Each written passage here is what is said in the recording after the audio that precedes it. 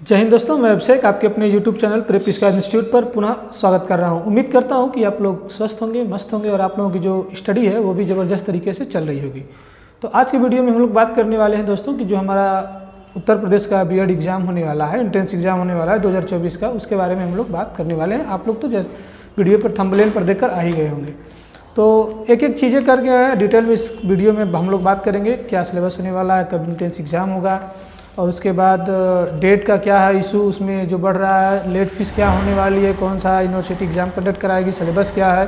तो इन जो तमाम सारी जो चीज़ें हैं इस पर हम लोग बात करने वाले हैं। और एंट्रेंस एग्ज़ाम में आपको कौन सा डॉक्यूमेंट्स लेकर जाना पड़ेगा, और यहाँ तक मैं ये भी बता दूंगा कि जब हमारी काउंसलिंग प्रक्रिया होगी कब से स्टार्ट होगी अकॉर्डिंग टू बुंदेलखंड यूनिवर्सिटी। जैसा कि आप साइट पर जाएंगे तो वहाँ पर सब कुछ मेंशन है, तो फिर भी कुछ लोग नहीं पहुँच पाने के कारण ये वीडियो हम लोगों को बनाना पड़ता है, जैसा कि आप लोग जानते हैं। तो आइए लेट न करते हुए हम लोग इस वीडियो को स्टार्ट करते हैं। तो सबसे पहले दोस्तों मैं आप लोग बता देना चाहता हूँ कि आप लोग जानते भी होंगे कि जो हमारा यूपी बीएड एंट्रेंस एग्ज़ाम 2024 है कंडक्ट करा रही है 86 की यूनिवर्सिटी जो है बुंदेलखंड यूनिवर्सिटी। बुंदेलखंड यूनिवर्सिटी लगभग मुझे लग रहा है ऐसा कि मैं 3-4 सालों से जो है यही यूनिवर्सिटी कंडक्ट करा रही है। तो इसके बारे में अब जान लीजिए कौन यूनिवर्सिटी कंडक्ट करा रही है। फिर उसके बाद जो है देखिए ऑनलाइन फार्म के बारे में बात करते हैं कि कब तक बढ़ गया है डेट। देखिए सबसे पहले आप लोगों को मैं बता दूं कि एंट्रेंस एग्ज़ाम का जो एप्लीकेशन फार्म का जो डेट था वो 10 मार्च से लेकर के 10 फरवरी से स्टार्ट होकर के 10 मार्च तक के बीच में रखा गया था। लेकिन फिर बाद में जो कह सकते हैं कि उतना फार्म नहीं पड़ा होगा हर साल की तरह, या फिर कुछ और रीजन रहे होंगे, जैसे चुनाव आ रहा है। तो लेकिन जहाँ तक अगर मेन देखा जाए तो एंट्रेंस एग्ज़ाम में इस बार एप्लीकेंट जो है फार्म ही नहीं अप्लाई कर पाए उतना। और कारण आप लोग जानते हैं कि पिछले 4-5 सालों से उत्तर प्रदेश में कोई वैकेंसी तो आ ही नहीं रही। तो जाहिर सी बात है कि क्यों पैसा 2 लाख 1.5 लाख 1 लाख रुपये फंसाया जाए कोई भी कोर्स करने के लिए, खासतौर से शिक्षक भर्ती के लिए।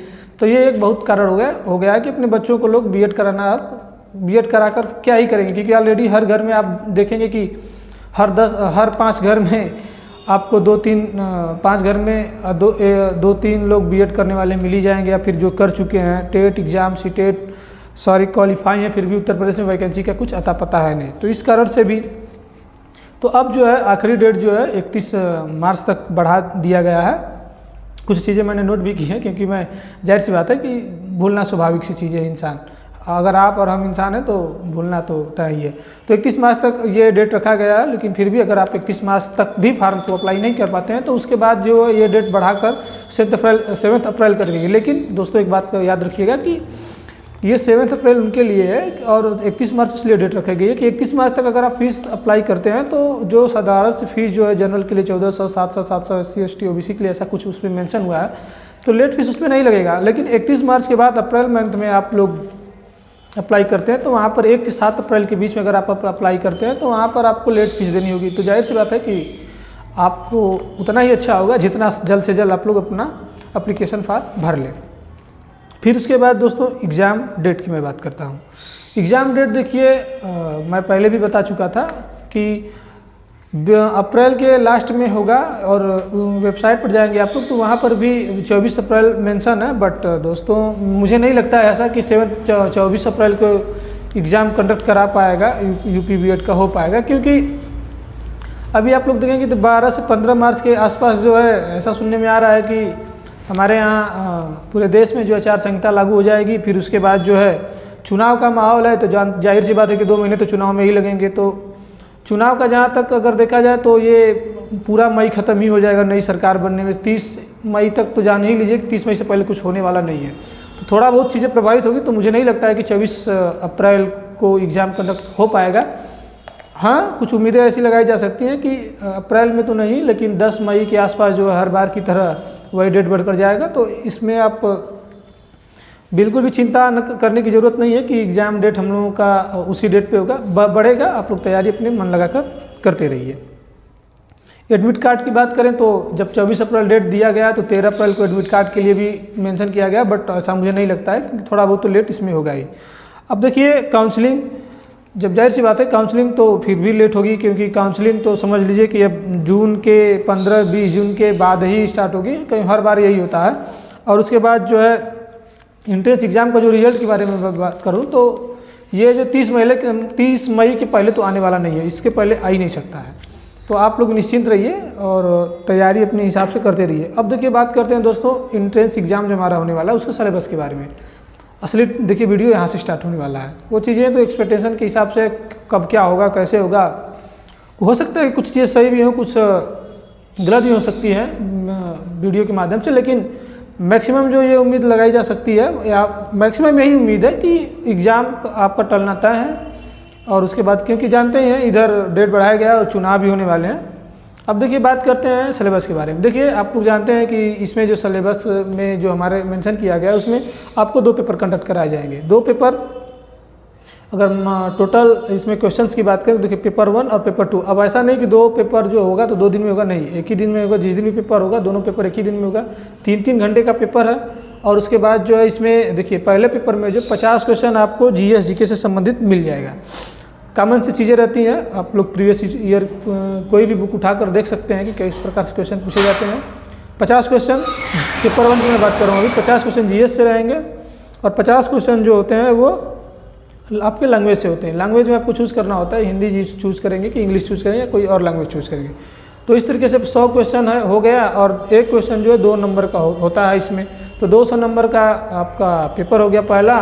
और उसके बाद जो टाइम की बात करें तो टाइम आपको इसमें दोस्तों मिल जाएगा, 3 घंटे की टाइम आपको दी जाएगी। सेम जो टाइम और टाइम ड्यूरेशन की बात है, क्वेश्चन पेपर जो सेकेंड होने वाला है सेम तरीके से डिफाइन किया गया, बस सिलेबस चेंज है वहाँ पर। आपको पेपर 2 में जो है दूसरा पेपर जो होगा एक ही दिन पे दूसरा जो पेपर होने वाला वो भी 2 भागों में बटा हुआ है। पहले भाग में आप लोगों को जो है 50 क्वेश्चन जो है रीजनिंग के मिलेंगे।